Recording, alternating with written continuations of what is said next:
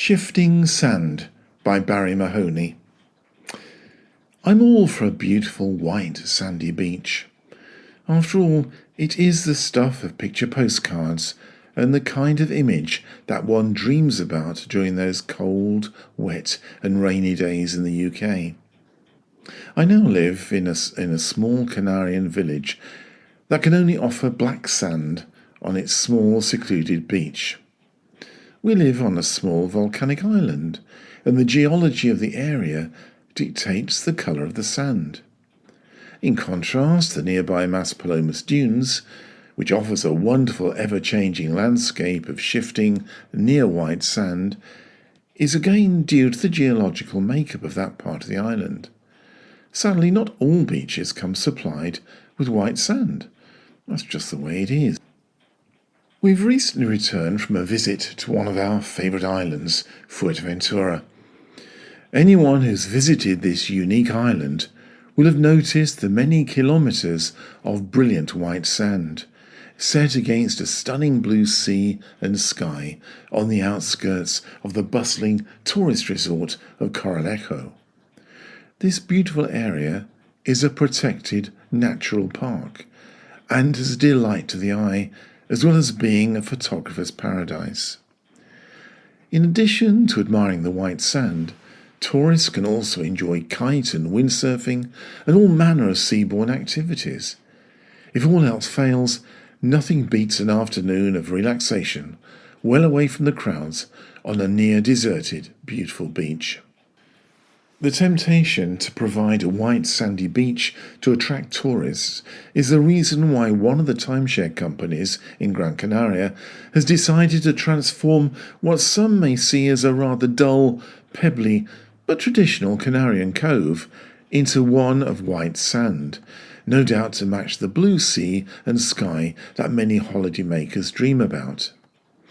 Despite nearly 25 years of protests from locals and environmentalists, permission has finally been granted, and the traditional pebbly beach has now been transformed into a gleaming mass of white sand, which has been paid for by the timeshare company. I won't mention its name because they tend to get a bit upset. The only problem with trying to create a white sandy beach close to this timeshare mecca is that there's no gleaming white sand available locally. Therefore, 70,000 tons of Saharan sand were purchased and imported from the Western Sahara. Sadly, it now appears that the sand was all but stolen from the displaced people of the Western Sahara.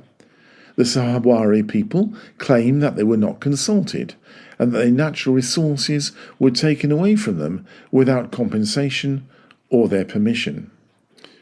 Recently, Sahrawi representatives arrived in the Canary Islands to complain that the act of removing the sand was both illegal and criminal, since it belonged to the Sahrawi people who were removed from the area by the Moroccan army after Spain abandoned its former colony some 40 years ago.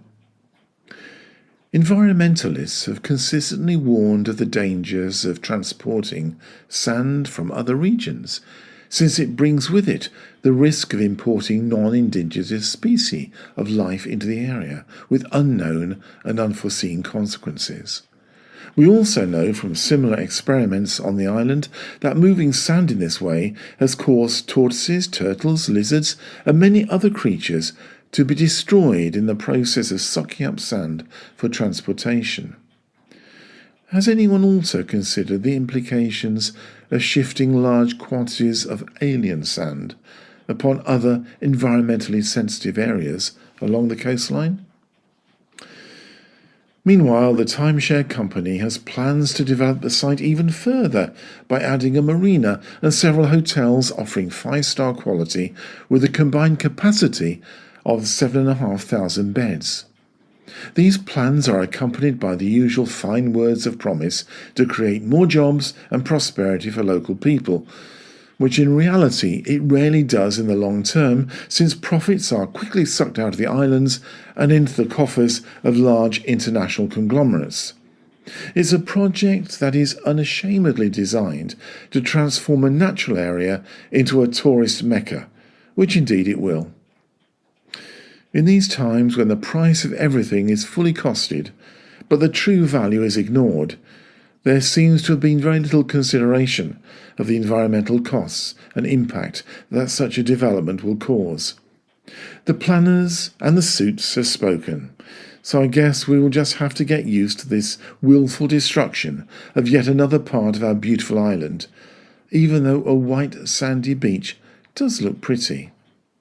Now I'm just off to the black sand on our small village beach for a swim. It may be black, but at least I know that it is environmentally friendly. You have been listening to Shifting Sand by Barrie Mahoney, which is part of the Letters from the Atlantic series. If you'd like to find out more about myself and my books, please go to my website www.barriemahoney.com. And thank you for listening.